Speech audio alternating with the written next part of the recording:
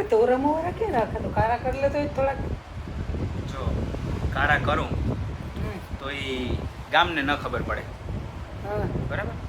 પણ મને તો ખબર જ છે ને કે મારે ધોળા આવી ગયા આવે કલર કર્યા એટલે બીજા ન ખબર હા. પડે. એટલે સિમ્પલ લિવિંગ હાઈ થિંકિંગ, સાદું જીવન ને ઉચ્ચ વિચાર, આવું ગાંધી બાપુ કહેતા. ગાંધી બાપુ કામ કહેતા? સાદું જીવન ને ઊંચા વિચાર.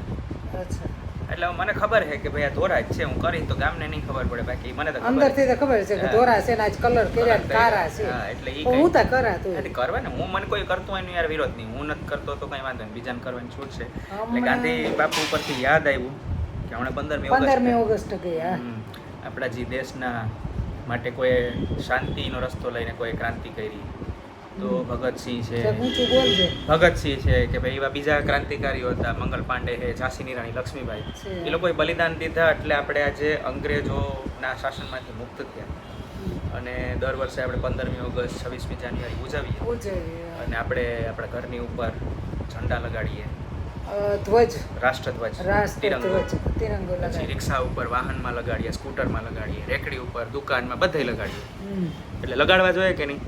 લગાડવા જોઈએ, લગાડવા જ જોઈએ, કારણ કે આપણો રાષ્ટ્રપ્રેમ. લગાડવા જોઈએ. અને પછી એનો આપણે ઉપર ને ઉપર અગાસી પર તિરંગો આપણો ફાટે જાય, કલર ઉડે જાય, તો એ અપમાન ન કહેવાય એક જાતનું? પૂરેપૂરું અપમાન કહેવાય. એટલે આપણે કરવા નથી માગતા.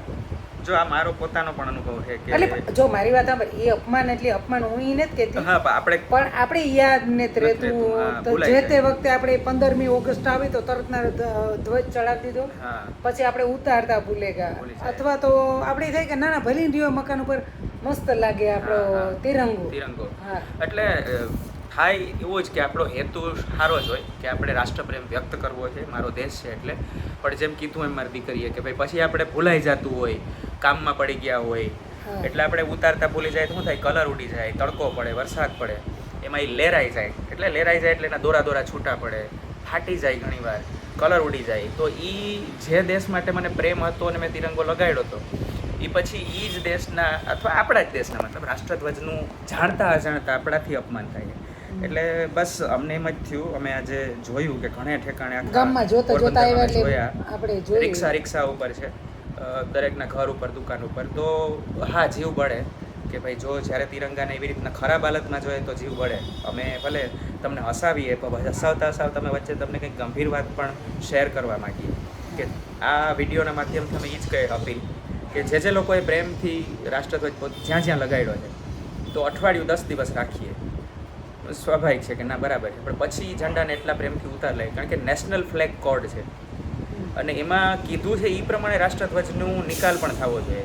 કઈ રીતે કરવો એ તમે ગૂગલ કરશો એટલે તમને ખબર પડી જશે કે નેશનલ ફ્લેગ કોડ શું છે.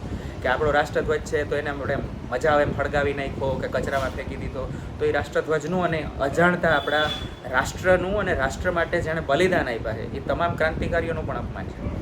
એટલે નેશનલ ફ્લેગ કોડ પ્રમાણે તમે સર્ચ કરશો તો રાષ્ટ્રધ્વજનો નિકાલ યોગ્ય કઈ રીતના કરવો એ પણ એમાં છે. અને એ ન કરી શકો તો એ કાંઈ વાંધો નહીં, રાષ્ટ્રધ્વજને ઉતારી લ્યો અને તમારા કબાટમાં કે કોઈ સેફ જગ્યાએ ખાંચવીને રાખી દો, ગળી વારીને. અને બીજું કે ભાઈ આવતે વર્ષે તમે યુઝ કરી પણ શકો અને તમને એમ થાય કે યુઝ નથી કરવો તો એનો યોગ્ય નિકાલ નેશનલ ફ્લેગ કોડ, આપણો જે રાષ્ટ્રધ્વજનો જે ફ્લેગ કોડ છે એના માધ્યમથી તમે કરી શકો. એટલે એક નમ્ર અપીલ છે અમારી બેયની, જે તમને સતત હસાવીએ છીએ.